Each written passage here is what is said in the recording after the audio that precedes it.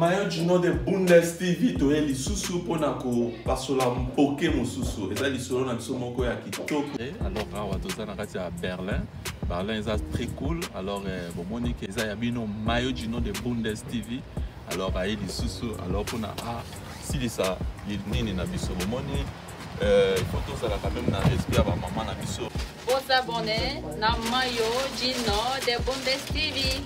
Oui, ezalaki ya bino maillot du nom de Bundes TV. Alors vous abonnez massivement pour vous allez décider nzamba kopambola bino. Alors mes condoléances à la sœur Mariam autiko perdre nde maman la bango na kati à Kinshasa. Alors maman Koufaki, je crois avant-hier. Alors on était là ici. Aza vraiment éprouvé. Alors mes condoléances Mariam de Istanbul. Alors azali fille moko asala aza mannequin asala ba modèle na ye awa na kati à Istanbul. Alors Bolanda un peu extrait. Alors on est ensemble Mariam. Le Seigneur te protège. On est ensemble. God bless you. Thank you. Bonjour, bonsoir, good afternoon, guten Tag. Ouais, Mbotenabino, ça dépend, ça va vous trouver dans vos maisons. Alors, toujours continuer dans l'isolo, dans l'isolo, il y a quatrième partie, il y a Mr. Jock Likin. Jock Likin na Maria. L'isolo, dans l'isolo, toujours à moi, Mouké Sima, parce que Marie a assez à gagner qui Berlin. Alors Maria baye ko kimisa ye pa bande konae ke sikoto koti na quatrième partie. Tant Maria akendaki asalaki connaissance non tant Maria azalaki na Angola asalaki connaissance na mobali na ye moko azalaka na ekala c'est que ex na ye moko boye tant azali na Afrique. Alors asalaki connaissance na ex na ye wana alors babandaki ko solola.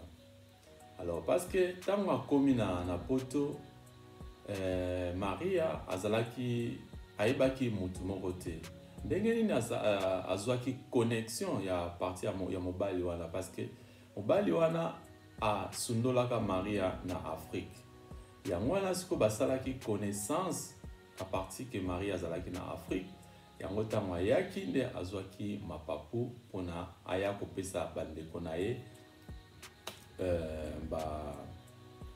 c'est qu'après ça on a une idée que non on a que des places telles. Alors c'était ça et on va contacter qui mutuana les on a Maria ayaki kozwa kokima pona que akokako bazwa kimbongo bakaboli mbongo nyonso ya Mr. Jock Likin. Alors yango wana Maria akindaki kobala na Suisse so mobile yango avant d'ara na Suisse va faire voyager Maria en Suisse. Alors va promettre monsieur Jock Likin que va kozongi sambongo nae mais tilelo batikala kozongi sambongo ya batu ya monsieur Jock Likin te monsieur Jock Likin a perdre moisi a perdre mbongo nae a perdre temps nae. Alors tandis que monsieur Jock Likin mindele balingaki ye mingi azalaki koyebisa mindele que non nazali déjà na moisi na ngai. C'est un peu ça. Alors, suivez notre publicité, on va revenir encore. Allez, à tout à l'heure. Hi guys, it's your man, Mayo Chino, the Bundes TV. I'm saying we got a nice suit right here. You know, if you need it, just call me. It's very cheap, you know what I'm saying? It's not expensive. You will be good. Now, when you wear good, the lady will watch you. Look at me, how I look like, you know? So material, don't forget, it's very nice material. You see this one? I'm gonna show you what's going on here inside. So let's check this out. See, I'm gonna show you. You can read yourself. You see this one? Aye. You know what time it is? It's the time for food. Thank you. See you later. Les sous pour continuer les solo na biso na Mr. Jock Likin et na Maria. Sikoyo, et comment que monsieur Jock Likin parce que aumela ki mingi basi belé ya mindele balinga ki monsieur Jock Likin mais Jock Likin alinga ki te et salaki que Jock Likin aya ko récupérer temps na yo oyo a perdaki pour na poser la Maria. Sikoyo et salaki que Jock Licking abengaki ba parents ya Maria pona akoka ko expliquer bango kawana. Alors balobaki que non toko benga Maria abenga biso lisusu te, alors toko sala tout soki abengi biso toko koka koyeba pona nini asali likambo ya ndenge wana. Alors eye ko sala que Monsieur Jock Licking aye ko kutana na fimo boy na kati ya Berlin. So fi wana aye ko linga Mr. Jock Licking.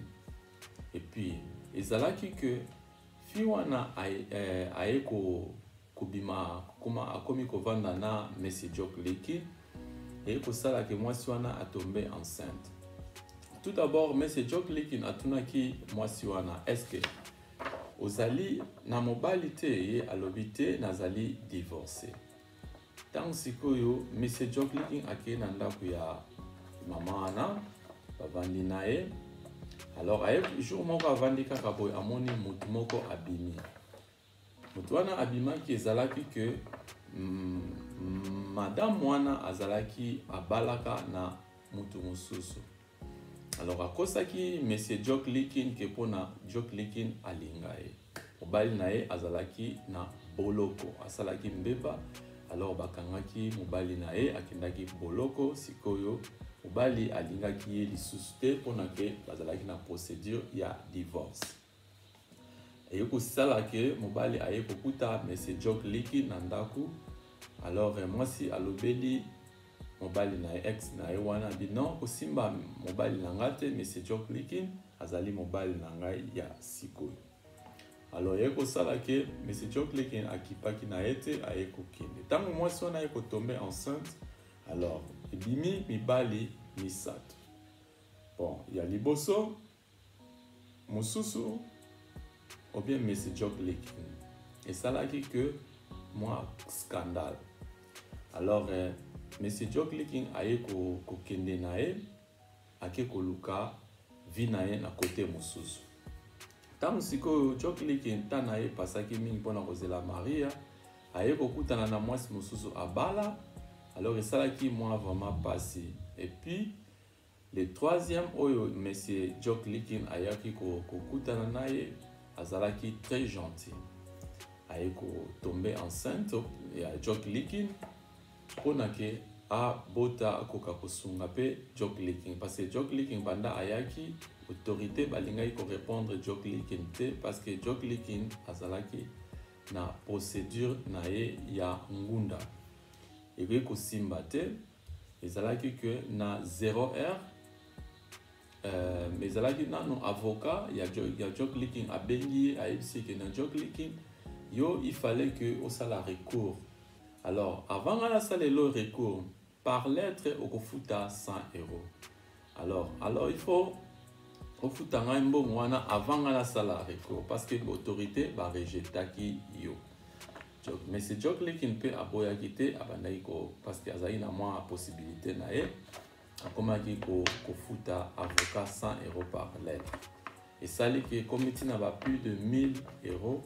Alors Jock Licking alobi na kokoka lisusu te. Alors avocat alobi s'il s'agit comme ça alors yo il fallait au bimamboka. Et ko sala ki autorité batindi bamila na butu na 0h. Fi o bazalaki na Jock Licking na ebisi ke non Monsieur Jock Licking il faut au bimamboka parce que na moni papa na ngai azali un peu raciste. Alors ayebisi bas ovandaka na ngai na Drestel. Alors il faut au salatu obima mboka a aider Monsieur Jock Licking Monsieur Jock Licking abima mboka tani. Jock Licking ayeko ozwa taxi akimisi eti na mboka ya Monsieur Kaonga Mobiala. Tanga komi kuna Monsieur Kaonga Mobiala abombi Monsieur Jock Licking pendant quelques jours. Alors à mon avis que ezaka garantie te alors aye ko bimisae Monsieur Joe abengi Movoto.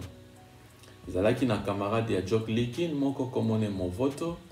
Ezalaki Michel Movoto aye ko zwaye na voiture na ye amemi eti na mboka ya Frankfurt.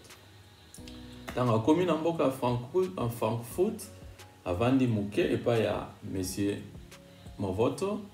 alors aye kolongwa sukuna akei na mboka ya Parigo azongi susu na kati ya Parigo. Alors tant akomi na kati ya Parigo ake susu na akutani na sœur na biso oyo aesungaki akende bamboka ya Bundes.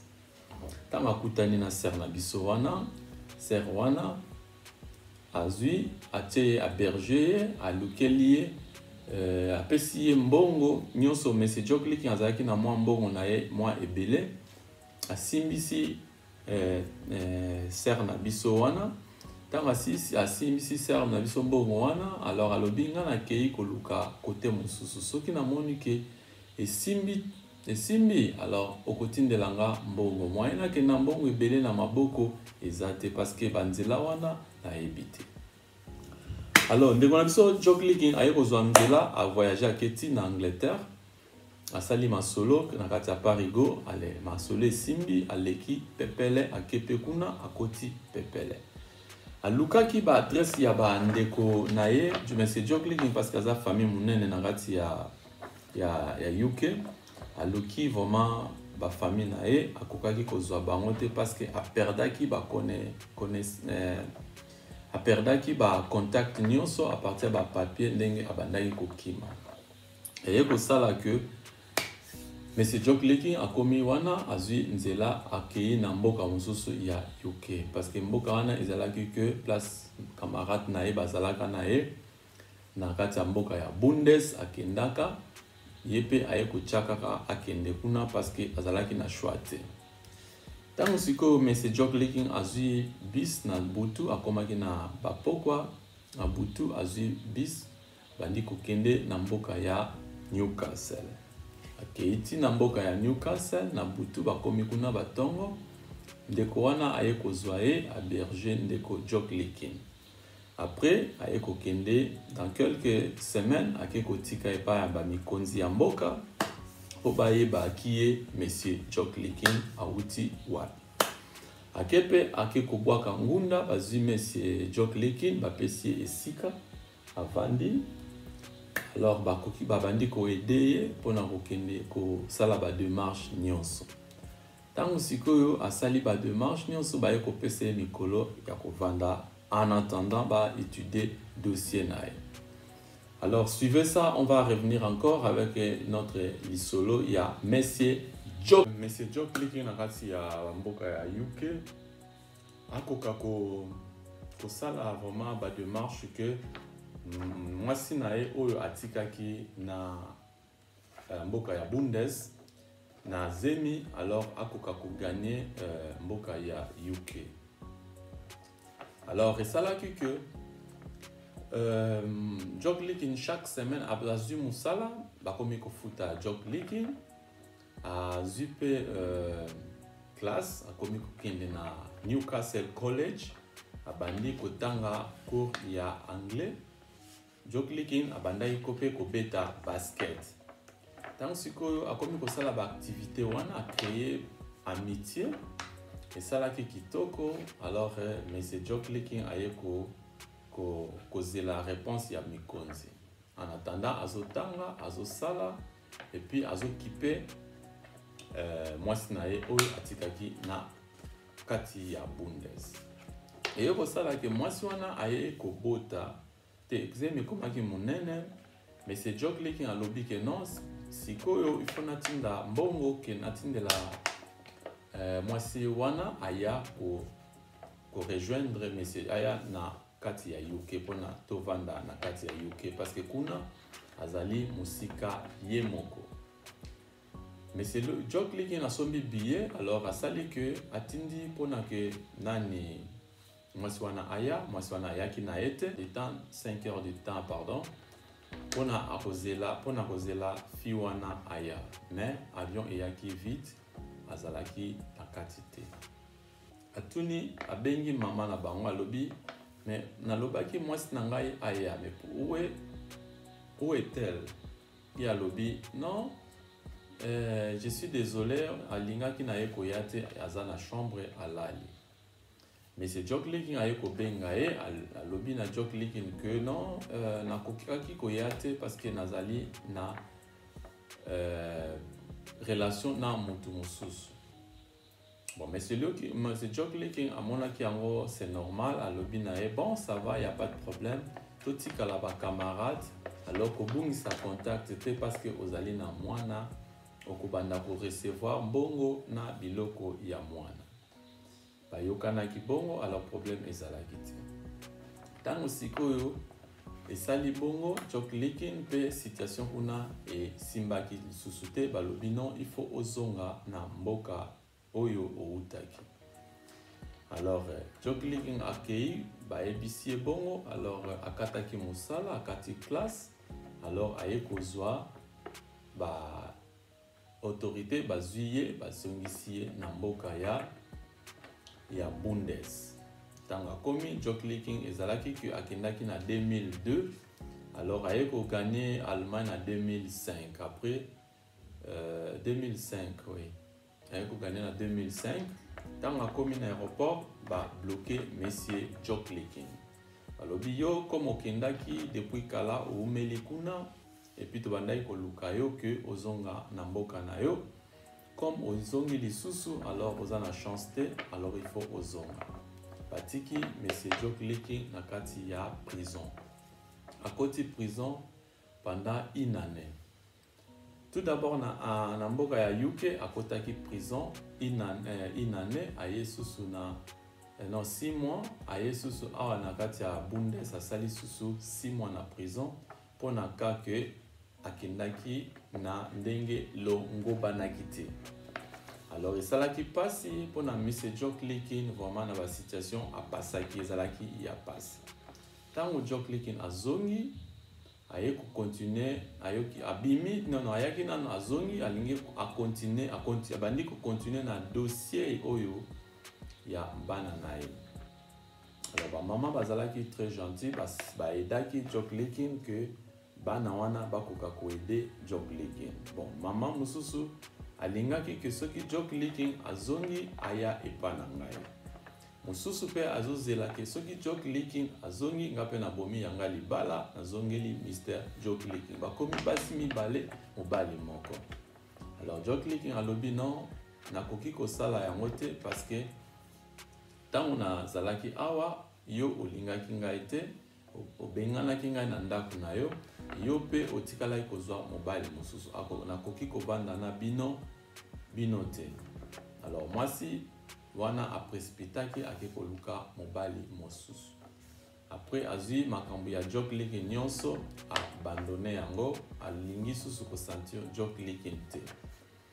Ba mikonzi ya mboka bazui Jock Licking bake kotika ye na nini po ba faire ko refouler monsieur Jock Licking. Mais Jock Licking a lité na procédure ye moko ni ezalaki na makasi na yete menzambe azalaki na dossier ya monsieur Jock Licking parce que Jock Licking azalaki garçon moko très net, azalaki kosambela mingi, azalaki vraiment déterminé pe azalaki na foi makasi epai ya nzambe.